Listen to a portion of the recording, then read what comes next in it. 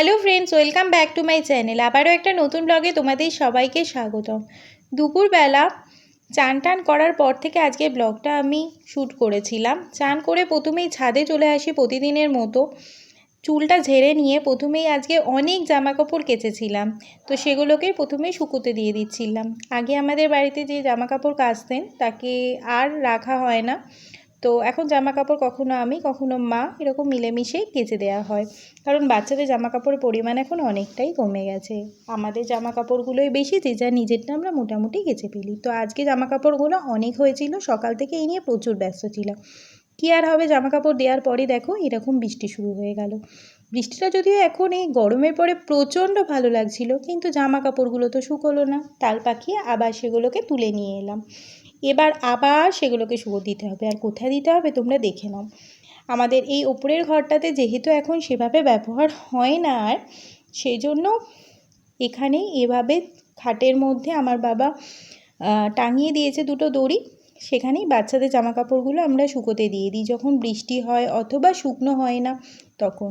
ইতিমধ্যে সন্ধে হয়ে যায়, ছেলে আমাকে ডাকতে চলে আসে ওপরে যে মাম্মাম নিচে চলো। তো ওর কথা মতো নিচে যাই। নিচে অনেক কাজ পেন্ডিং ছিল আজকে, তো গিয়েই প্রথমে ওদেরকে দুধ গুলে দিয়ে রান্নাঘরটা পরিষ্কার করার কাজ করে নিলাম, কারণ রান্নাঘরটা সন্ধেবেলা অবধি পড়েছিল, আমার মা খুব বকাঝকা করছিল। তারপরে 2 বালতি জল ভরে আমার কাজ শেষ করে একটু বসলাম। প্রত্যেক দিন রান্নাঘর পরিষ্কার করার পর আমি কিছু না কিছু একটু ঠান্ডা ঠুন্ডি খাই এখন এই গরমে, তো আজকে কিছু ছিল না দেখে একটা আমই নিয়ে বসলাম। বিশ্বাস করো এত ভালো লাগছিল যে কি বলবো, ফ্রিজ থেকে এরকম ঠান্ডা চিল্ড আম বের করে নিয়ে খাওয়ার যে কি মজা কি বলবো। আম কুলফি অনেক দেখেছি, একদিন বানাবোও ভেবেছি, দেখা যাক কি হয়, এর গরমে বানাবো। এই আমটা খুব টেস্টি ছিল। আমটা গোলাপ খাস আম, এই সময় পাওয়া যায়, টক মিষ্টি হয়, কিন্তু এবারে যে কটা এনেছে না খুব মিষ্টি ছিল। এই আমটা একটু গদগদে হয়ে গেছিলো বলে আর আমি কেটে খাইনি। আমার এভাবে আম খেতে খুব ভালো লাগে, উপরের দিকটা এভাবে ঠোঁট দিয়ে ফুটো করে নিয়ে তারপরে খেতে।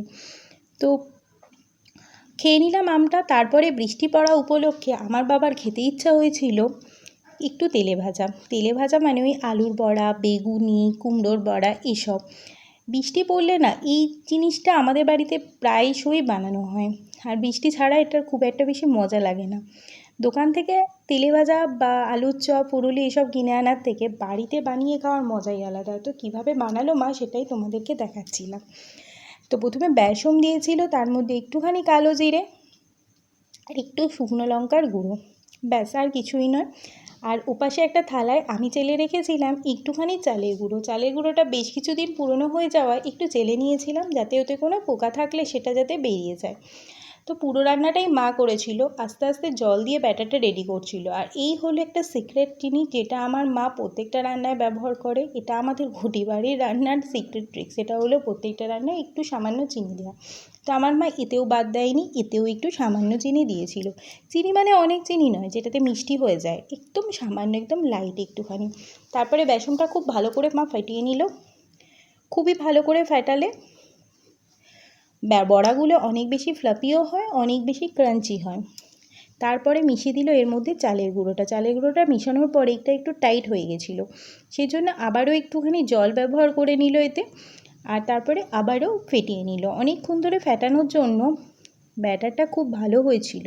তোমরা এতে চাইলে বরফ জল ব্যবহার করতে পারো। বরফ জল ব্যবহার করলে না যে কোনো বড়া খুব বেশি ক্রাঞ্চি হয়। আমার মাকে বললেও ব্যবহার করবে না, কারণ আমার মা পুরনো দিনের লোক আর এভাবেই রান্না করতে বেশি পছন্দ করে। চালের গুঁড়ি দেওয়ার জন্য অনেকটা বেশি ক্রাঞ্চি হয়েছিল, খেতেও খুব সুস্বাদু হয়েছিল। আর বেসন দিয়ে বড়া বানালে যেরকম হলদে হলদে হয়, চালের গুঁড়ি একটু ব্যবহার করে নেওয়ার জন্য এটা একদম সাদা সাদা হয়ে গেছিলো, মানে সাহেব তেলে ভাজা হয়ে গেছিলো। আমাদের বাড়িতে না বেগুনি যদি সাদা রঙের হয়, মানে কর্নফ্লাওয়ার দিয়ে ভাজা হয়, তাহলে সেটাকে সাহেব বেগুনি বলা হয়, তাই জন্য বললাম সাহেব তেলে ভাজা হয়ে গেছিলো। তো দেখো এভাবে আলুর বড়াগুলোকে কড়াই ছেড়ে দিল। তেলে ভাজা ভাজতে তেলটার পরিমাণ একটু বেশিই লাগে, তো বড় কড়াই ছিল আর তেলের পরিমাণটা খানিকটা বেশি নেওয়া হয়েছিল। আর তেলটা অলরেডি গরম হয়ে গেছিলো বলে আমি আগেই এটা উল্টে দিলাম, কারণ আমি দেখছিলাম যে ওটা লাল হয়ে যাচ্ছিলো। আলুগুলোর থিকনেস একটু মোটা রাখে আমার মা, সেজন্য এটা হতে একটুখানি সময়ও লাগে। খুব বেশি পাতলা করে আমার মা কাটে না, যেহেতু বটিতে কাটে, নয় পারে না অথবা কাটেই না, নইলে দোকানে যেরকম একদম হালকা পাতলা করে কাটা হয় না, তাহলে তাতে আলু পাওয়াই যায় না, সেরকম পাতলা আমার মা কাটে না। একটু মোটা সাইজেরই কাটে। তো আলুর বড়া বেগুনি এটা একদম সাধারণ একটা রান্না, এটা শেখানোর মতো কিছু নেই, প্রায়শই লোকের বাড়িতে রান্না হয়। তো আমার বাড়িতে আজ বৃষ্টির দিনে বানানো হচ্ছিলো, সেই আনন্দে আমি এটা ভিডিওটা বানিয়েছি। এই দেখো তারপরে বেগুনির লট সাজিয়ে দেওয়া হয়েছে, বেগুনি এরপরে ভাজা হয়ে গেছিলো। তো আলুর বড়া বেগুনি এইসব দিয়ে আমরা আজকে মুড়ি খেয়ে নিলাম। তো খেতে মোটামুটি এটা করতে মোটামুটি 8টা 15-20 বেজে গিয়েছিলো, যেহেতু 8:30 বেজে গেছিলো, এটাই আমাদের ডিনার হয়ে গেছিলো। আমি মুড়ি খেতে খুব একটা বেশি পছন্দ করি না, সেই জন্য আমি এই বড়াগুলো দিয়ে শেষ ফিনিশিংয়ে একটুখানি ভাত আর চাল কুমড়ো দিয়ে আজকে সকালে ডাল হয়েছিল সেটা দিয়ে আর 2টো আলুর বড়া দিয়ে খেয়েছিলাম। দারুণ সুস্বাদু খেতে লেগেছিলো, এতটাই ভালো লেগেছিলো যে কি বলবো, সকালের থেকেও যেন রাতে বেশি ভালো খেলাম।